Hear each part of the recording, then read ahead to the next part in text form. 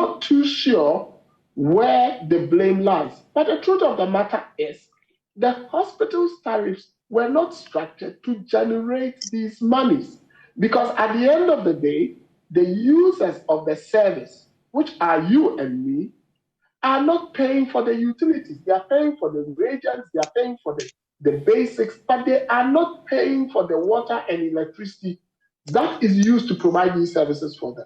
Suddenly, the hospitals are being told, you've got to cough out from that same money. And Parliament is saying, no, if we approve your new rates, the citizens can pay. So what are you telling the hospitals? You are tying their hands behind their back, and the ECG is also backing up. And you hear Richard saying, oh, it's about 4.5%, and he doesn't understand why the ECG would go after that. I understand why the ECG would go after that. Because at the end of the day, health is a public service good. And health affects everybody.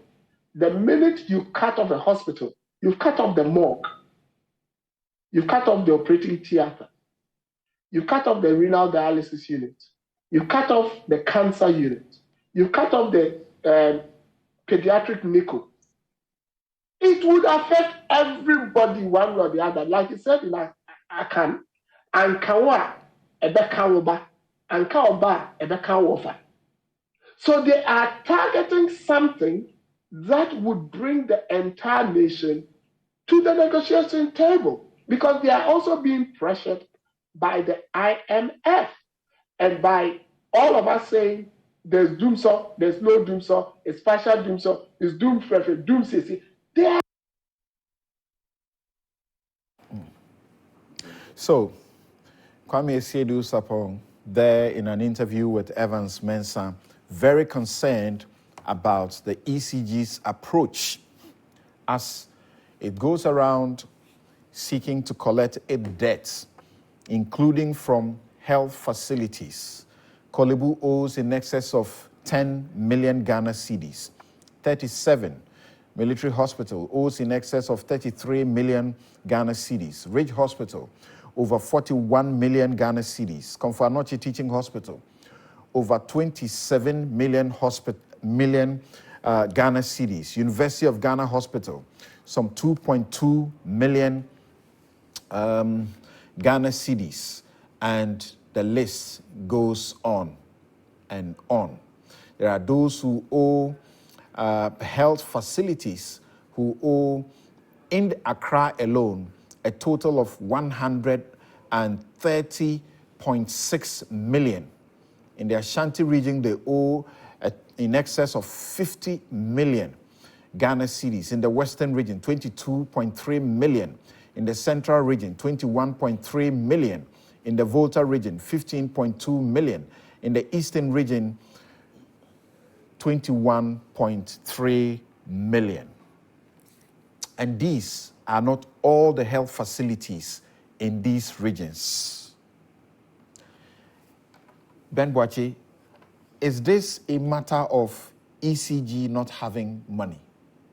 And that's why we're being plunged into darkness and officials are playing the ostrich. This is not Dumsor. What is it?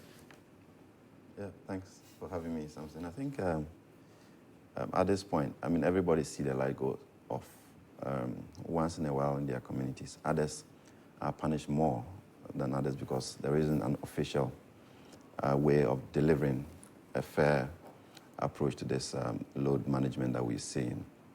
And the fact of the matter is that we don't have enough generation. And a couple of factors account for that. We have plants that are on maintenance. Even before that, the gas at this point are almost at peak. So we need at all times some amount of liquids to be able to meet the demand. And that also become a problem because we don't have the cash flow to be able to do that. And I also agree that there are some of these load shedding that are localized. Of course, transformers may go off at some point. But the big reality is that if you're shedding 500, sometimes 600, sometimes 400 megawatts of load, which is from generation, you cannot attribute that to localized outages. It is significant enough for you to communicate that properly and manage it so that people can plan their lives. Because 600 megawatt out of this economy is significant, it's huge. What's our total consumption? It's between 3,600, 3,700 sometimes megawatts. So, yes, on the average, we're looking about 3,500 megawatts of power. So if you take 600 megawatts of that demand off, it is quite significant. It impacts the entire economy. And therefore, enabling people to plan then becomes extremely important. And so that has been the challenge that we're having to grapple with. You said but we at don't the core, have enough generation. Yes, so a couple of factors. I need you to explain that in the face of what we have been told repeatedly since this regime assumed the reins of government power, that the NDC brought in just too much power and there is excess we don't need and we are paying for. What does that mean? We don't generate enough and yet we have excess. Well, so when you put the installed capacity in Ghana together, you are in excess of 5,000 megawatts. But installed capacity is different from available, dependable capacity. I mean, you can talk about even T3 that has installed. It's been there for more than a decade. It cannot give you a kilowatt of power. So the fact that it's installed doesn't mean that you can get power out of it. So we have a lot of those power plants that cannot give us power. There are some of the installed generation like KTTP that are expensive to run because one is a single cycle plant and also most times you have to give it liquid fuel to run. So it may be there. If you don't have the extra money to buy fuel to be able to run it, you cannot run it. And then also you have installed generation capacity that may be going on maintenance or may have been broken down. Like we have a unit at TAPCO down, we have a unit at TICO down. They are not available even though they are installed, so you can't get power out of them. We have Ameri 250. It's been down for the past 2 years, because we say we want to relocate, we want to do this, and we packed it, essentially. So it is installed, but it's not available to be used. So at all times, you need to be able to give a clearer picture of what dependable capacity we have. And Greco is able to do that. They're able to give you plants that are available, plants that can generate power. If we have installed capacity of in excess of 5,000 megawatts, and all we need, averagely, is 3,500, and yet we are in darkness. Is it a question of incompetence or cash? I would say a mixture of them. I mean, if you drill down to the cash situation, for example, ECG's liabilities every month, how much they're supposed to raise to be able to meet, the cash flow requirement of the sector is about 1.9 to 2 billion cedis every month. And they are averagely doing about 800. The peak they've done is about 1 billion and 22. All right? So you see the gap. So we need about 1 billion more to be able to meet the needs of the industry. So power that has been handed over to ECG to go and sell and collect that revenue so that they can share to those who are generating, those who are buying fuel, those who are transmitting, and anybody else within the chain is short by 1 billion every month. All right? So if you are running that deficit, then you're always playing catch up. You're trying to see who do I address quickly so that I can get the power running.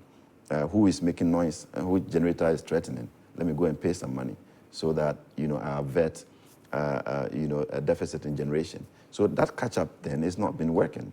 And therefore, we always have to rely on the budget. You need government to now intervene to say that if ECG is not able to collect enough revenue, then I have to come in and pay some of it. As to the extent that now, on the average, every month, Ghana has to cough 250 million Ghana cedis to be able to take part of the under recoveries that are happening in this space. Beyond that, also, government essentially is paying for gas, all right? Because we have contracted ENI and other upstream producers, and it's take or pay. So they produce, the gas is used to generate electricity, is sold to ECG and everybody else. We can't recover the money, so government has to pay for it. So the bill always comes to the table of government, for government to pay. And sometimes also government also struggles So now to raise the money. lives and livelihoods are threatened. Will people's expectations be met? They simply want their lights on. They have the money.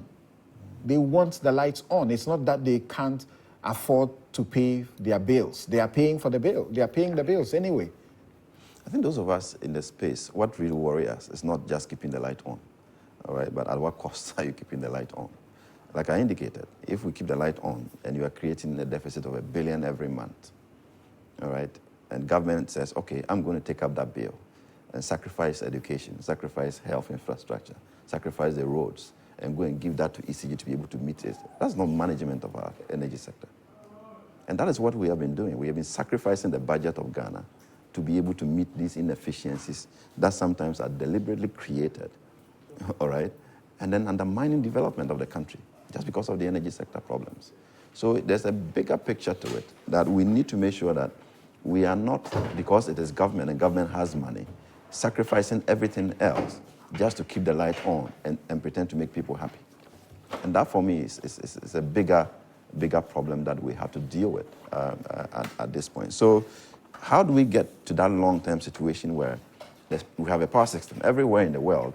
Power is business, all right? It is money. Yeah. And people sell power, they're able to make money, government does not intervene, and the system runs. The economy literally runs on the fuel of power. Absolutely. So we need to get to that situation where, we have a power system that runs, without government intervention and pumping in these billions every year just to make the people happy. So, can I hear you from where you sit, knowing all that you know? What's the way out? I think the way out is because, really, as I understand, this is bound to get worse. So, if government buys fuel today, we can have the power running. You can have the lights on. But it's not sustainable for government to be doing that. It's not sustainable for us to be sacrificing the budget to be paying for fuel that even if we were going to give the fuel to ECG and be guaranteed that they will sell the power and recover the money, it wouldn't be a problem. It would be a one-off expenditure. But it's become a recurrent expenditure. That government knows that you are throwing money at these entities and nothing will come out of it. All right? And that is a big drain. And for us, we need to revisit that conversation about bringing the private sector investment and allowing the regulators to regulate it. And we have a system where we have PURC, we have Energy Commission, who are supposed to be regulating the space. And what they are doing is regulating state entities that are so recalcitrant. And they're essentially just watching them do anything. And they can't regulate them. The way to make regulation work is to bring in the private sector, and the state regulates them, all right, to make sure that they are efficient, they are delivering value for the people. And you can't regulate yourself. And essentially that's what we are Tell us again, to be doing. who is causing the debt that is getting me sleep in the darkness even when I have bought power? It's ECG. ECG is not able to collect its revenue, and NETCO as well. The distribution companies. Where's the debt from? They can't collect revenues. So if you track... I don't understand. Why can't they collect? So they are selling power. We are buying the power. So what is it? So, that's a bigger question for them to answer. And really, people steal power. And that's why some of us have criticized what they are doing and, questioning it as just optics, going to government facilities to go and disconnect them when those are bills you can actually trace and The government is not running away to anywhere. You can go to government and say, you owe me, negotiate and get government to pay you. You don't go threatening the one you know, and the over 30% that you cannot account for. The technical and commercial losses of ECG is about 30%. What that simply means is that if you give them $2 billion worth of energy every month, they cannot account for almost 600 million. That goes to waste. And the government money you are chasing is not up to that money.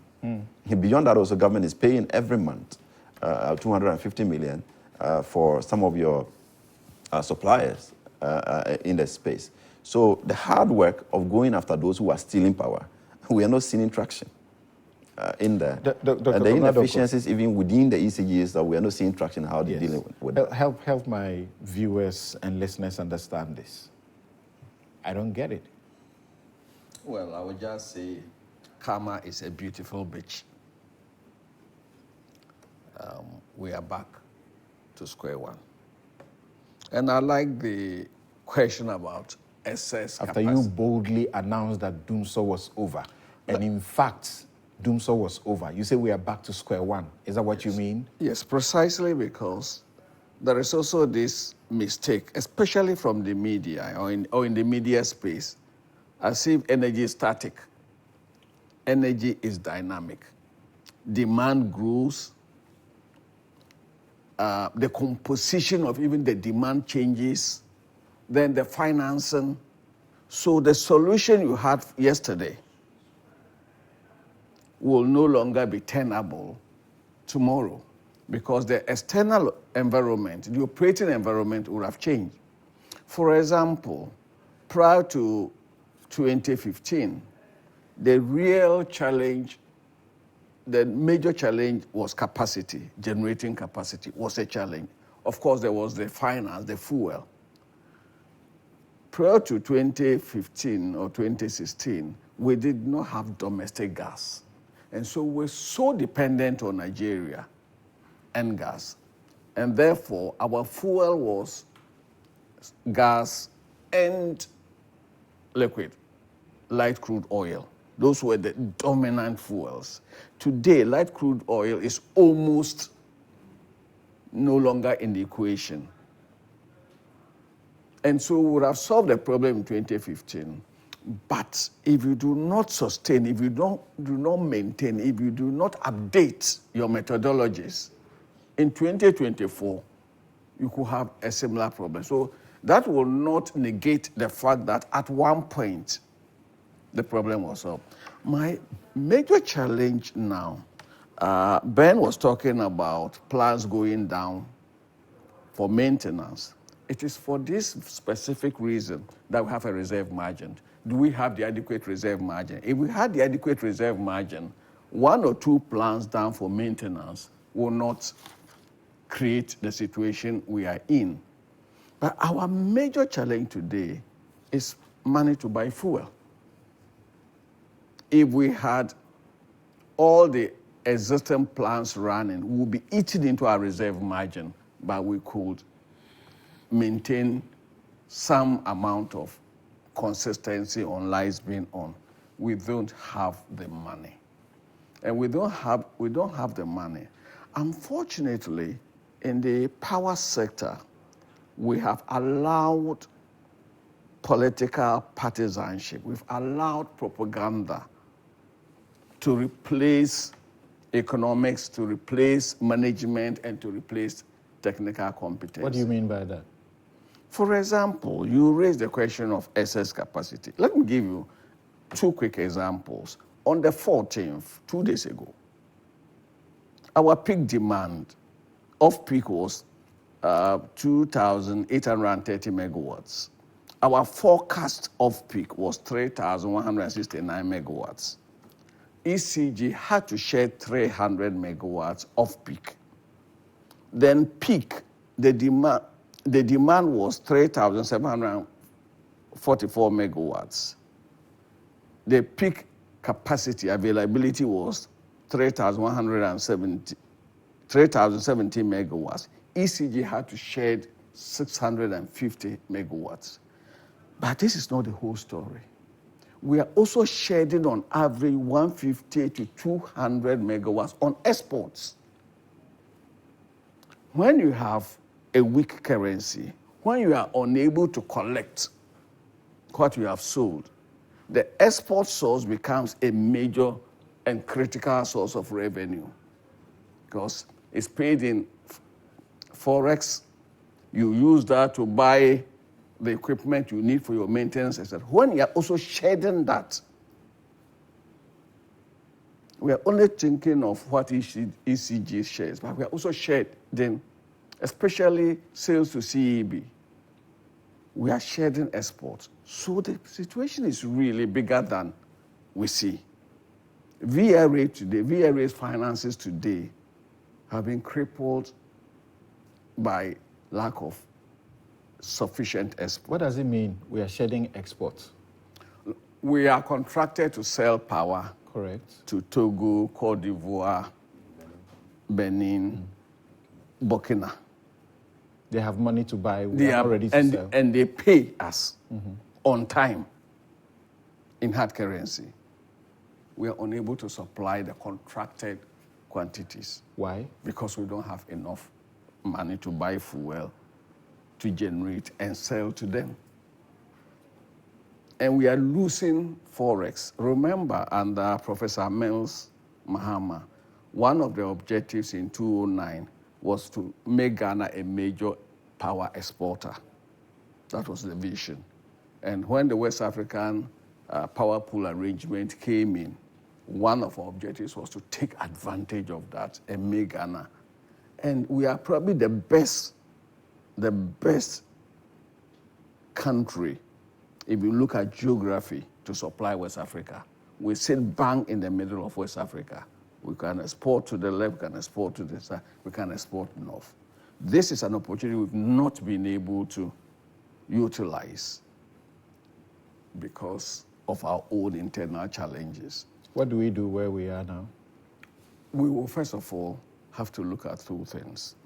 ECG will have to look at its own internal cost control, not just ECG, all across board, ECG, NETCO, GRIDCO, and VRA.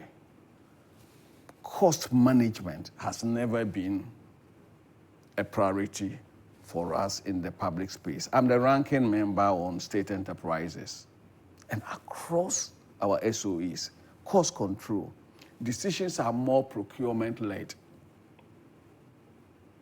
So we will have to change the dynamics. There's waste. In plain English, yes, a lot of waste. How is it manifested in ECG and the other related If you are not entities? collecting, you buy power and sell. What you take is only about 70% of what you purchased. We have technical losses that we attempted to redress by the injection of the about 500 million from the compact. Unfortunately, we messed up with that implementation and we lost that. Again, arising out of greed. And I say this on record.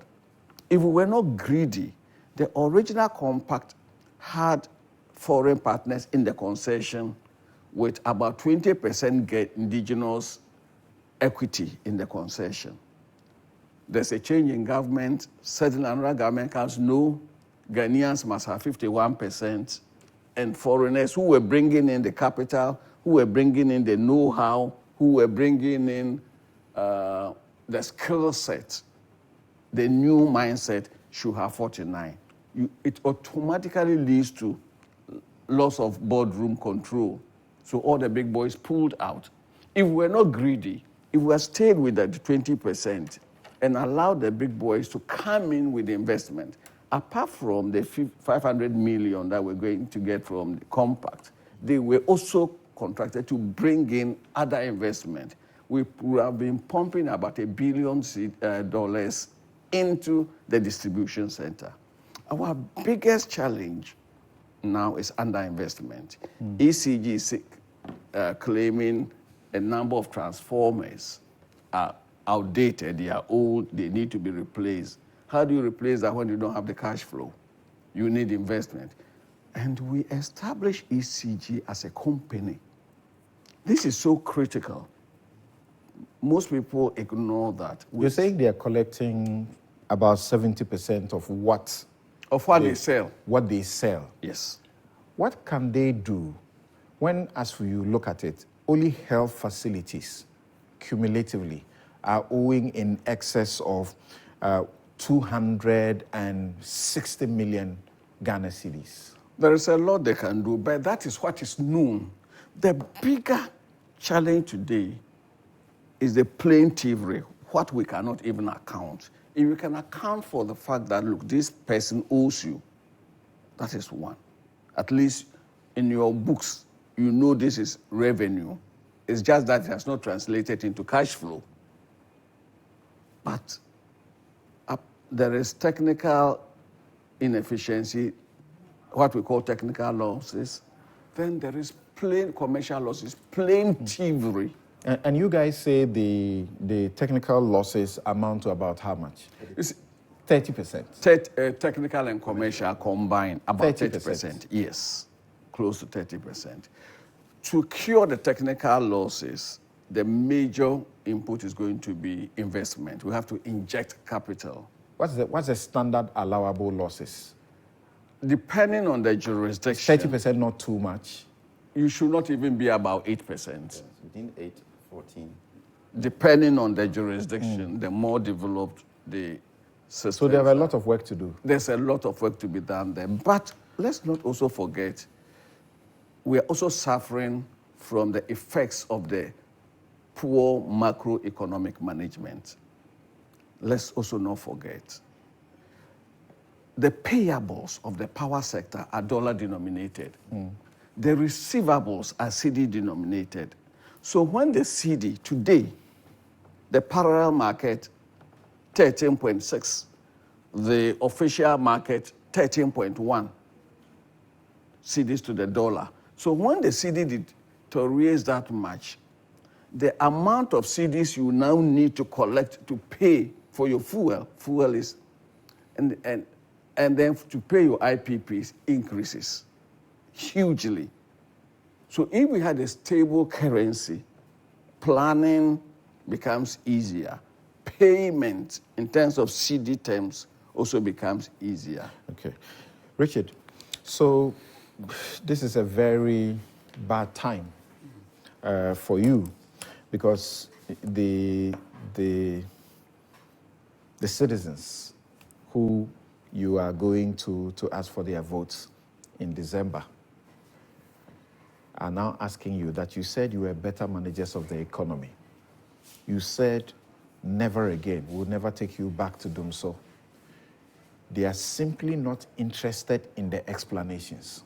All they want is their lights on. Well, Samson, thank you very much, and very good morning to Ben and Doug. First of all, I think you're right.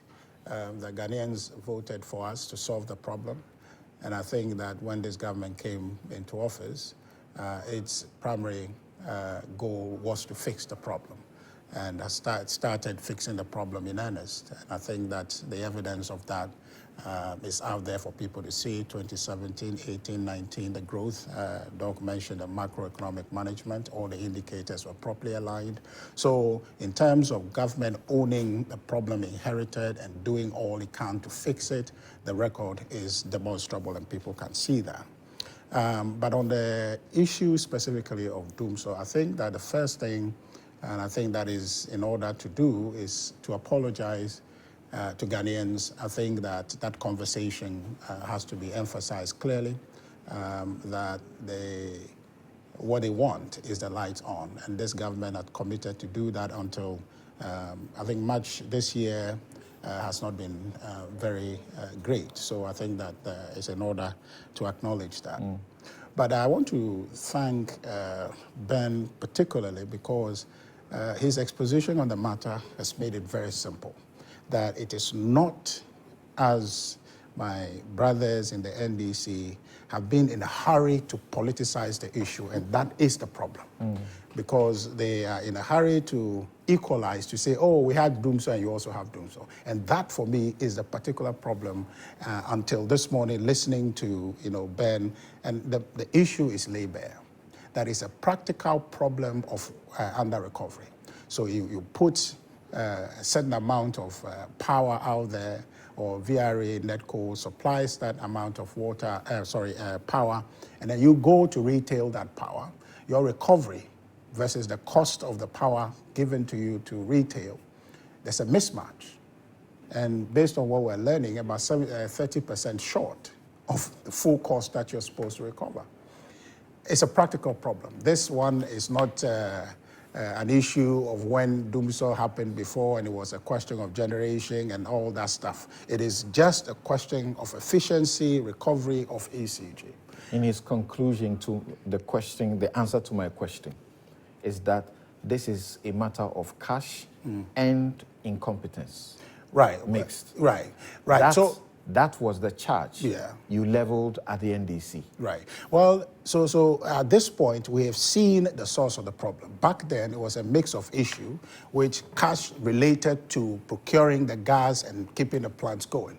But now the plants are going. The issue of cash is at the terminal end of recovery. And so it's a question of ECG putting in place measures to recover that. One, in terms of the ones that they know have consumed the power but yet have not paid, which you are saying in excess of 260 million. And then two, the ones that are lost in transmission, which we're saying now that on the basis... What I referenced was only to the health facilities. Right, I'm saying that. So that's what we know for now. There's more. Now, and what we're learning also, best practice provides that even if you lose anything in transmission, it should be less than the 30% we're losing. So we've seen the source of the problem. And this one, based on what the diagnosis is, it is not government, which my people in the NDC should now appreciate and say, okay, well now, how do we help ECG to go after the money? Because we know where the money is. And Ben made a very important point that must be emphasized, which is that because of that under-recovery, the bill is sent to government to pay. So that it's not government that is creating a problem. It's a system that is creating a problem. That and system we know. It's not new, that's the point. Understand, so it's a legacy problem, and I wanted to make sure. It's always been there. Yeah, it's a legacy problem. So how do we address that issue? And for me, if we can have the NDC. In fact, Doc, I think you should speak more for the NDC, because in the small subtle politics that you put in there, I appreciate. But on balance, Doc has been fair to the matter to say that there are challenges, right? So what we have to do is to have the NDC, roll back on the politics and have us discuss the problem dispassionately and say that ECG needs help. What can we do? How do we fix that excessive loss in transmission? How do we get people to pay their bills? In fact, when they face this recurrent problem, they told you not to politicize this. You refused to listen to them. So why should they listen to you today? But I'm saying that back then, the challenge that were faced were twofold. One, directly looking at the government in terms of responsibility to deal with the generation problem. But here, it is consumption recovery issue, which is quite separate from what they faced. So right now, we can be dispassionate about it to say that as a country, what do we want to do with ECG to make sure that they are able to attain full cost recovery, to make sure that we don't have this deficit that creates the shortfall that then gets sent to government. And again, Ben made a very solid important point, which is that then you then go to sacrifice the budget to then be able to pay for that. But the fiscal positions are locked in at the beginning of the year. So the flexibility. What do you know is being done? Lives and livelihoods are at stake. Right. You see, so government is working. And I think that some very firm information that I have suggests that the situation has normalized and that going forward, the generation will be a bit stable. But that is just a moment in time. What we need to do based on the normalization of the situation would be, how do we tackle the problem we know is there? All right. And also, in addition to the problem, how it compounded this particular year, starting from January and the rest, I understand, I think Ben will know and Doc will know as well, some plans went down, not on a schedule, shutdown, but then were on, I think they both mentioned. Exactly. Right. So that also accounts for what the situation has been. And so for me, proper, we apologize. Second, we need to, take out the politics and tackle the issue. And I think Ben has set it up properly. And if we follow that dimension, I think that we'll get where the problem is. So for the nearly 3 decades that I've done this job, I've had these assurances about fixing this problem long term. What's the guarantee that this time it will be fixed? Well, this time, if we take away the politics, okay, it's key. Because as I keep telling you and praising Ben, I listened to him on Good Morning Ghana. I wasn't very convinced. I meant to call you. But the way you set it up today, it's clear. You understand? I think maybe the line of questioning helped to break it down and you were able to put the bare fact information. So we know where the problem is now. How do we help ECG to recover? We know the issue of power thievery, we know exists. How do we solve it? And if we can focus on that and begin to come up with ideas in this country, I think we have the capacity to do that. Doc is here, Ben is here, very seasoned people. Let's apply brain power to that and see how do we tackle the deficit that ECG is incurring. And that is what is creating the problem. Yes, so you should bring your mind to what government is doing and help to look for the solutions. That's what he's saying. Samson, we don't reinvent the wheel. It was for this very reason that under the compact, we said until we fix the distribution. Which compact are you talking about? The MCC, Millennium Challenge Corporation, the thing that because of PDS. PDS, yes, they withdrew, took it away. Yes, because of the... How much you know? Initially, the Millennium Challenge Corporation was to put in about $500 million to distribution alone. We had identified distribution as the biggest so that's no more available to us. Weakness in the chain. That's no more available to us. Ben. No. About 192 million. Yeah. Okay. And then that was just from compact. Then the big boys who were to come in were also to invest at least another $500 million. So we're to pump about $1 billion into the distribution in fixing the very situation ECG is facing today. It was a political decision that messed that up. So we cannot turn around and ignore decisions which were taken for a political decision that messed that up. What does that mean? Precisely. Before the MPP came to power, Nana Akufo-Addo's government came into power. The compact was well advanced. Under the rules, and I had the fortune of going to cabinet, we had two options. Privatization of ECG, where we were to sell ECG or at least part of E-shares, and setting out a concession.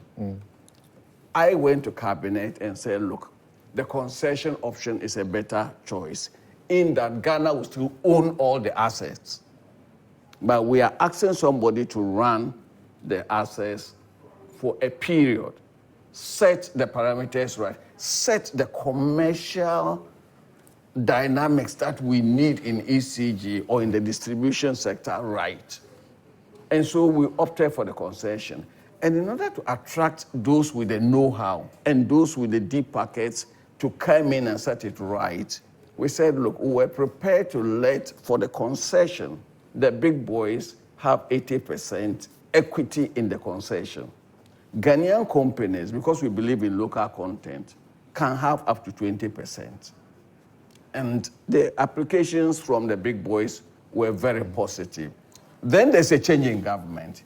The government then decides, without adequate consultation, without, in a silo, that no, Ghanaians must have 51%. And in business, 51% means so much other than just the number. It means the big whoever was coming in to put his money, apart from the compact money, minimum 500 billion, lost boardroom control. So they pulled out, and we decided to have PDS. And that one, to even the PDS, we messed it up. All right, Ben, the suggestion from Richard is that we need solutions. Is that to suggest that the solutions are not known? No, I think maybe from where Richard sits. Are you not tired talking these solutions? From where he sits, he is getting to appreciate the issues. But I think what we have to really process is that the energy sector problems are hurting the economy. And the earlier politically we give up, the energy sector and allow it to run as business, the better it will be for all of us. What will it mean to Doc allow was it talking to about lack run of as investment. business? I mean, government has been investing in ECG. When we lost the PDS program, government invested more than 700 million. The investor was supposed to do 500 million to reduce the losses from 23 to about 18. We invested over 700 million and we jumped the losses to 30. All right? So it means that government throws money in and the waste deepens. So we need to address that critical problem of allowing the energy sector to run as business. Yes, what do you mean by that?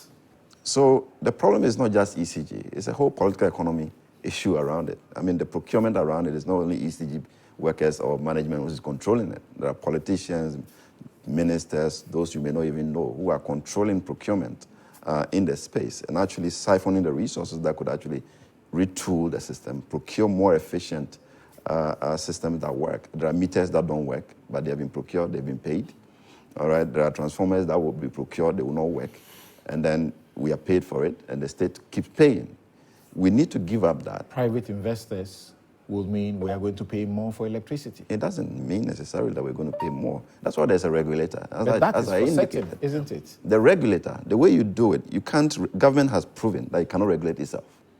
PRC is failing. I mean, we've had the banter between PRC and ECG. And that is really what it is. They cannot regulate ECG because ECG boss was appointed by the same president. And they all feel equal. And therefore, they cannot be regulated. That's why the cash waterfall mechanism says, pull every money into a pot and let's share. If government cannot absorb a certain amount that ECG requires or in the power sector is required, what's the use of government anyway? No, they are paying their taxes and they are buying the power. Well, question is, why should government be paying for somebody's electricity? I have consumed electricity, I should pay for it. I'm stealing power, and somebody who is supposed to make sure I don't steal power is blaming people who are stealing and say, go and What's the state's duty and responsibility to me as a citizen? To just give everything to private hands and watch? Then what's the use of a government? It's as good as asking why is the state not selling water and private people selling the water, all right? The state has power to regulate everybody and make sure that we are all in line. If you are selling power, you are selling water, you are selling food, you are supposed to pay taxes. Then we privatize the government. You are not privatizing government. The government assuming its rightful responsibility and ensuring that they can control everybody, regardless of whether it's your own money or is the state's money.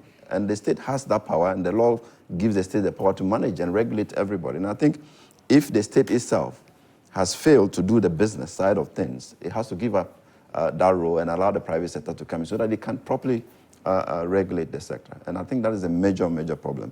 And if we don't pay attention to it, I mean, Doc was talking about the export challenges that we do have. And that, for me, is also another big area for us to look at. Because once you send the signals that you are not reliable, then you lose the market. Yeah. The only competitive advantage we have at this point on the export market is reliability.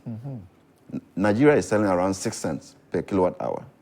And we are selling over 10 cents per kilowatt hour. But because we are reliable, they prefer Ghana's power. Oh, I see. So now, if Nigeria improves reliability, there's no market for Ghana. And we lose. All right? And we lose. So we can't even do business. We can't do business. So there's that urgency for us to improve not just reliability, but cost competitiveness and efficiency. What else, for us to keep the export market. Does the state not fail at? That's the issue. You have this, it looks like buy and sell, and you are failing at it. So maybe in a minute your final words about whether you think it is necessary to have a timetable now, regardless of what Richard just said, that somewhat it's being managed. Should there be a timetable? Yes, Ben, start. No, for me, we have been in this space at some point, even 50 megawatt, we have demanded timetable.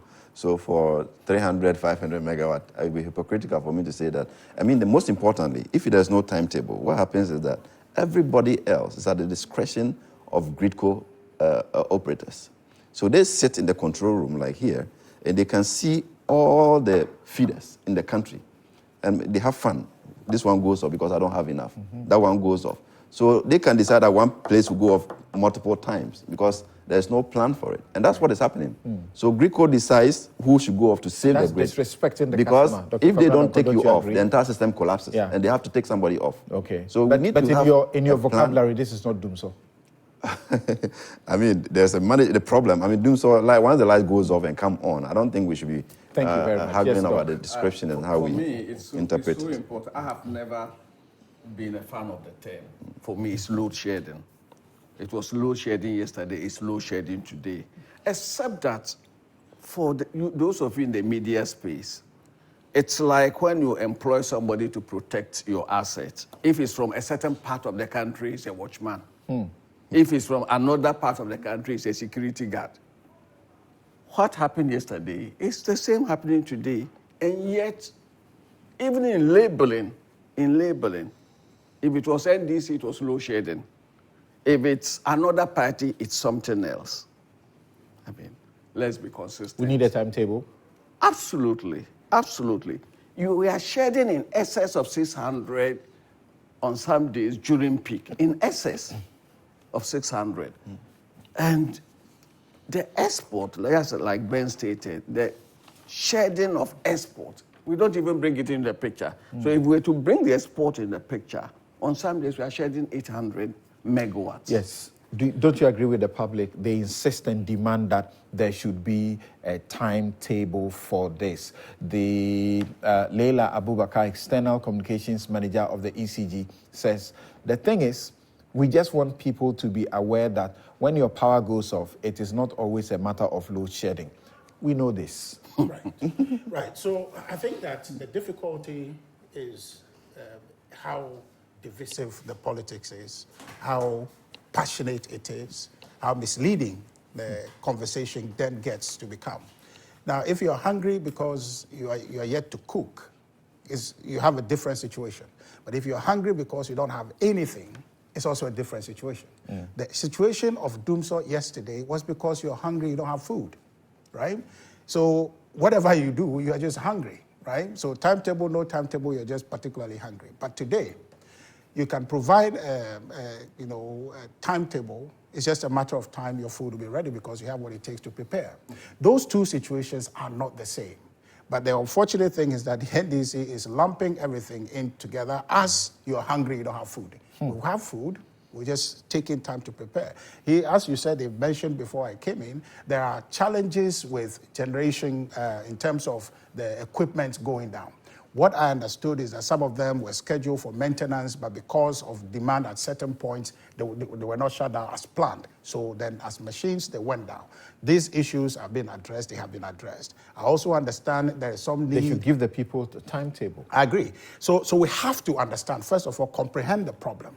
But then NDC is making it difficult. What is the and I think reserve margin for? A timetable appears to be a concession that this is doing. Exactly, and that's the difficulty of the politics. Otherwise, I agree with Ben to the extent that the problem is understood. So it's the difficulty of the politics. Yeah, see, now I'm coming. Yes, of course. But the point is, when yesterday the politics was difficult, it was practically because you didn't have any food to cook whatsoever. But today there's the food. You can differentiate that and say, okay, we know the problem today is not about generation, it's about collection. And so the ideas and the conversation that we advance.